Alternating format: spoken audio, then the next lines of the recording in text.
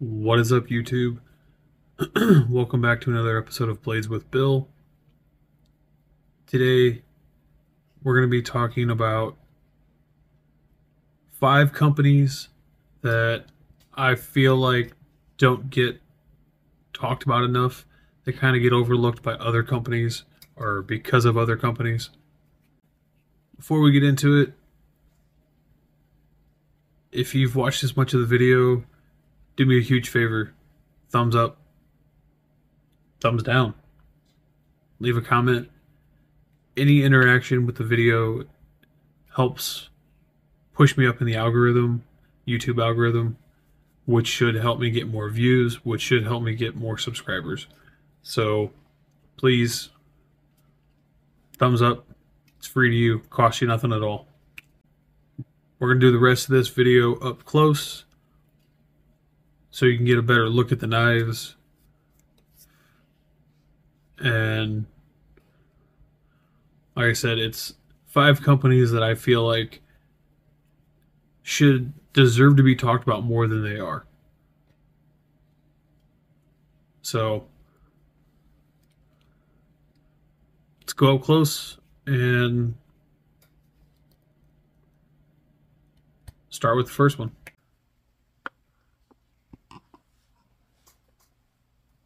First honorable mention will go with Kershaw. There's a lot of Kershaws that are like the US ones are like this, are a little more popular, but they do make some decent budget knives as well. So they're a company I don't really hear a whole lot about, but I think that people should definitely give more of a shot to.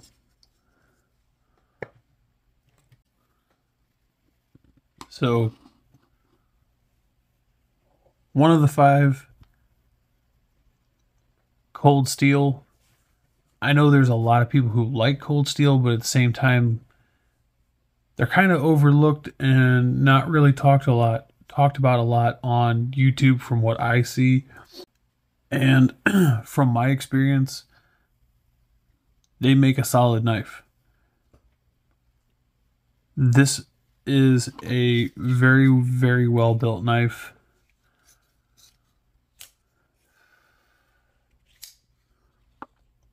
So I don't know why Cold Steel isn't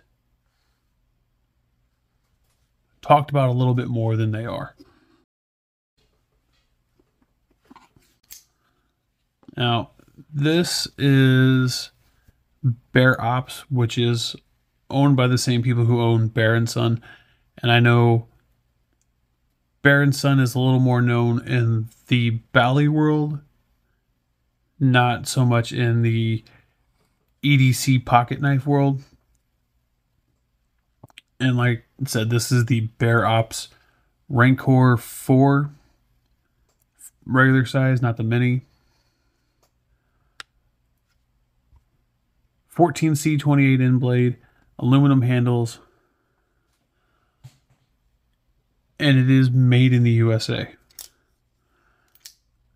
Now, I don't know if all the parts are made here in the USA or if it's just assembled in the USA, but it is a US made knife.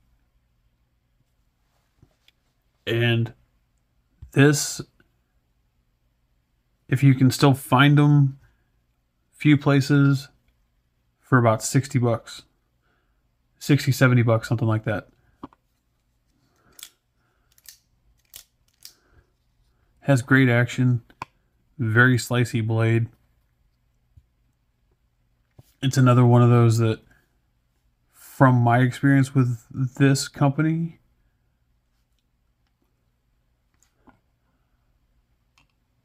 I don't know why they're not talked about more when it comes to other things besides battle songs.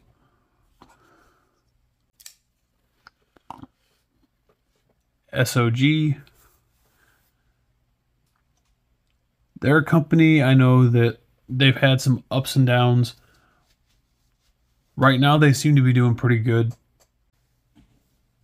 It's a great knife. I carried this constantly. The only issue I ever had with this knife was this pocket clip, which from what I understand, the new versions do not have this clip.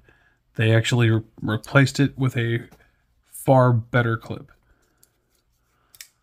But again, SOG is a company that some of their newer stuff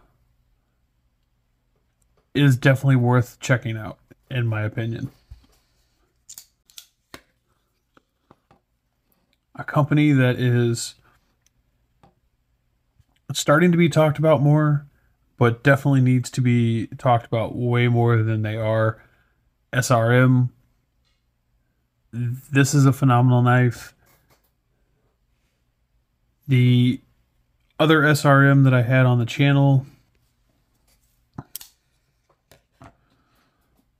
was also a very, very good knife. This one, the only issue I have with this knife, which I didn't have I didn't realize it until after I carried it longer than the video.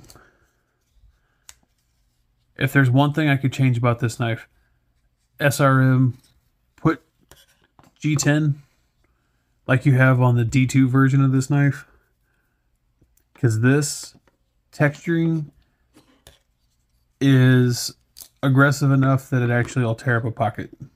So either give me G10 or just give us a little flat spot to make it go in and out of the pocket easier and not tear up a pocket.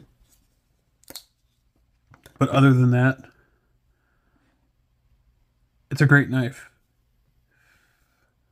They've both been very, very good and are extremely budget-friendly knives. I picked this up for right around 50 bucks on Amazon.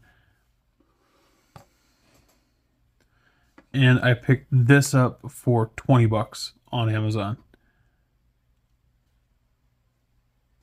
Phenomenal knives for the price. And then the last company we'll talk about is Kubi. I don't know why I don't see more about them. I really don't. This is a phenomenal knife. I've had a few Kubis on the channel, and every one of them have been great knives.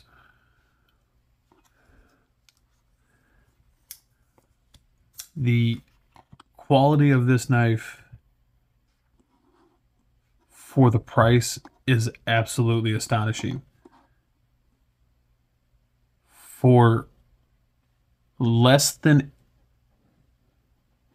85 bucks on Amazon, I think it's right around 80. 14C28N, titanium frame lock, and an extremely, extremely slicey blade. Kubi does a very, very good job with their knives.